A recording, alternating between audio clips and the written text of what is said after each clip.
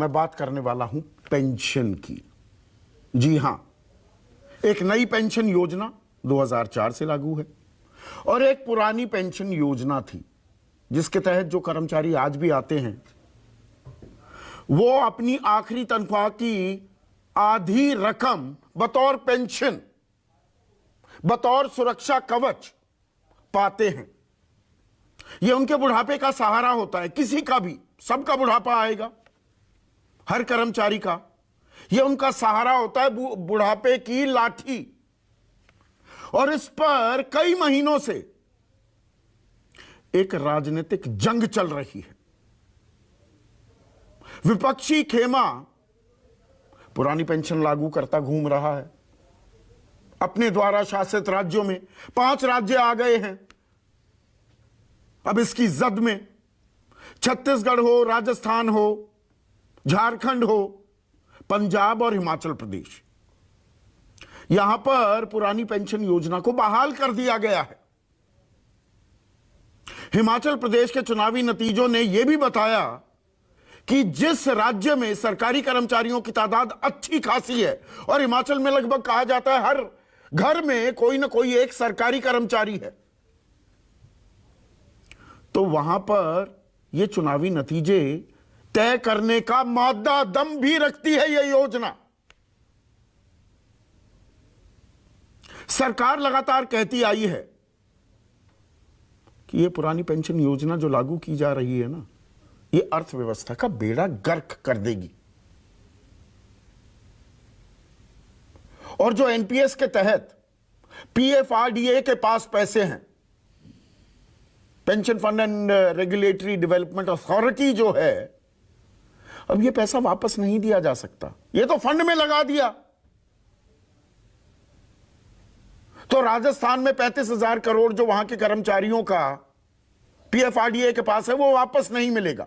17,000 करोड़ के करीब छत्तीसगढ़ का है, 7,500 करोड़ हिमाचल का है, नहीं मिलेगा। दे ही नहीं सकते, कानून ही नहीं है। और ये कर्ज लेकर घी पीने वाली बात है। ये बातें मैं पहले बोल चुका हूं, पर ये दोहरा क्यों रहा हूं मैं? क्योंकि जो ये लड़ाई है, ये जो जंग है, एक रोचक मोड़ पर आ टिकी है। और रोचक मोड़ क्या है? खबरें आ रही थी संसद में बाकायदा वित्त मंत्री निर्मला सीतारमण ने कहा कि नई पेंशन योजना को रिव्यू करने के लिए, उसकी समीक्षा करने के लिए एक कमेटी बनाई जाएगी। फिर खबर आई कि वित्त सचिव टीवी सोमनाथन इसकी अध्यक्षता करेंगे। अब पूरी रूपरेखा सामने आ गई है। वित्त सचिव के अलावा जो अगुवाई करेंगे इस समिति की, इस कमिटी में पर्सनल एंड ट्रेनिंग, हिंदी में जिसे कार्मिक और प्रशिक्षण विभाग कहते हैं, उनके सचिव, वित्त विभाग के विशेष सचिव और बतौर सदस्य पीएफआरडीए जो ये अथॉरिटी है उसके चेयरमैन भी होंगे कमिटी में। और कमिटी का काम क्या होगा, क्या देखेगी भाई, ये तो पता होना चाहिए। तो मौजूदा फ्रेमवर्क और दायरे के संदर्भ में बदलाव की सिफारिश। तो नई पेंशन योजना को दुरुस्त, तार्किक और मुकम्मल, फिस्कली प्रूडेंट बताने वाली सरकार कह रही है इसमें क्या बदलाव किए जा सकते हैं। अब यह समिति इसकी सिफारिश करेगी, पहला टर्म्स ऑफ रेफरेंस। दूसरा, एनपीएस के तहत पेंशन लाभ और आकर्षक बनाने पर भी सुझाव। यानी कि एनपीएस में जो पेंशन मिलती है वो आकर्षक नहीं है। क्या यह सरकार मान रही है? और इसके पीछे कुछ नई जानकारी अब आपके साथ में साझा करना चाहूंगा। हम नई पुरानी पेंशन की बात करते रहते हैं, भाई पुरानी पेंशन में आधी जो आपकी आखिरी तनख्वाह थी वो मिल जाएगी पेंशन के तौर पर। नई पेंशन में मिलता कितना है यह हमें मालूम नहीं। थोड़ी हमने तहकीकात की, रिसर्च भी की और ग्राउंड पर भी गए, तो हमने क्या पाया। पहली केस स्टडी, प्रिंसिपल के पद से रिटायर हुए डॉक्टर राम बालक चौबे, रिटायरमेंट के वक्त यानी कि रिटायरमेंट से पहले आखिरी तनख्वाह थी इनकी 1,18,000 रुपए, और पेंशन क्या मिलती है इन्हें, 4,044 रुपए, 4,044 रुपए, 2.5% आखिरी तनख्वाह का, 2.5%। उनके साथ 12 और टीचर्स जो रिटायर हुए, उन्होंने भी यही दुख भरी कहानी सुनाई। और यह ताउम्र यही पेंशन मिलेगी, यह बढ़ेगी नहीं। जो पुरानी पेंशन योजना में लोग आते हैं, कर्मचारी आते हैं, उसमें डीए भी जुड़ता रहता है तो पेंशन बढ़ती रहती है। यहां कोई बदलाव नहीं, यह तय हो गया 4,044 रुपए यही मिलेंगे ताउम्र। प्रयागराज के विक्रमजीत सिंह हैं, 31 मार्च को रिटायर हुए। ये हिंदी के अध्यापक थे इंटर कॉलेज में।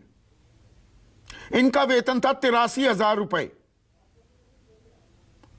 इनको मिल रही है पेंशन 2,500 रुपए, 2,500 रुपए।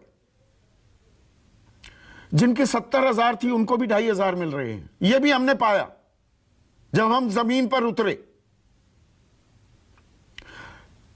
84,000 का वेतन पाने वाले एक जगह उन्हें मिल रहा है 3,197 रुपए। तो अब सरकार के टर्म्स ऑफ रेफरेंसेस कह रहे हैं कि पेंशन लाभ को और आकर्षक बनाने के सुझाव भी दीजिए। तो यह सरकार को अब समझ में आ रहा है। तीसरा टर्म, नेशनल पेंशन सिस्टम के मौजूदा ढांचे में बदलाव की जरूरत है क्या? सरकार क्या कुंभकर्णीय निद्रा में थी, या हमें अर्थशास्त्र का गलत पाठ पढ़ाया जा रहा था? अगर पुरानी पेंशन योजना गलत है, आर्थिक बोझ है, कंगाल कर देगी उन राज्यों के खजाने को जहां पर यह लागू किया जा रहा है, तो फिर बदलाव की जरूरत क्यों खंगाली जा रही है, तलाशी जा रही है? और सिफारिश लोगों के हितों और बजट के अनुशासन के विपरीत ना हो। तो जन कल्याण की भी याद आई सरकार को, पर वित्तीय अनुशासन की डगर से वो हटना नहीं चाहती है। और यहां मैंने आपको बताया था कि ये विपक्षी राज्यों में तो चलिए 5 राज्यों में पुरानी पेंशन योजना बहाल हो गई, लेकिन जहां पर बीजेपी सत्ता में है, जिन राज्यों में, वहां भी विरोधी सुर भी उन्हीं के खेमे से उठने लगे हैं। उत्तर प्रदेश में सरकारी कर्मचारी सड़क पर उतर आए हैं। हरियाणा में गठबंधन सरकार है जिसकी चाबी के चलते सत्ता का ताला खुला। जेजेपी कह रही है नहीं, पुरानी पेंशन लागू करो। मध्य प्रदेश में साल के अंत में चुनाव हैं, वहां पर इन्हीं के विधायक बिसेन साहब कहते हैं कि पद ले लो, पार्टी से निकाल दो, कुछ भी कर दो, पुरानी पेंशन योजना बहाल कर दो। कर्नाटक में 10 मई को चुनाव होने वाले हैं, शिमोगा की, वहां पर इनकी विधायक कह रही है नहीं, पुरानी पेंशन योजना तो लागू करनी ही होगी। मध्य प्रदेश में, महाराष्ट्र में सरकार है, वहां एकनाथ शिंदे शिक्षकों से मिलते हैं, कहते हैं मैं तरीका ढूंढ रहा हूं पुरानी पेंशन योजना लागू करने के लिए। देवेंद्र फडणवीस बड़े नेता हैं, उप मुख्यमंत्री भी हैं महाराष्ट्र में बीजेपी के, वो कहते हैं not negative on OPS, OPS को लेकर मैं नकारात्मक नहीं हूं। तो क्या चुनावी नफा नुकसान अब आंका जा रहा है, और जो वित्तीय अनुशासन की, फिस्कल प्रूडेंस, डिसिप्लिन का राग, जो पाठ पढ़ाया जा रहा था, अब उसे क्या धीरे से दरकिनार करने की यह कोशिश भी है इस समिति के जरिए? वैसे आंध्रा का मॉडल भी हमारे सामने आया था, जहां जगन मोहन रेड्डी ने एक नया फॉर्मूला इजाद किया कि भाई 50%, आधी तनख्वाह नहीं दे पाएंगे, लेकिन उन्होंने बाकायदा एक फॉर्मूला बनाया जिसमें 33% से 40-42% तक पुरानी जो आपकी आखिरी तनख्वाह थी उसका आपको मिल जाएगा।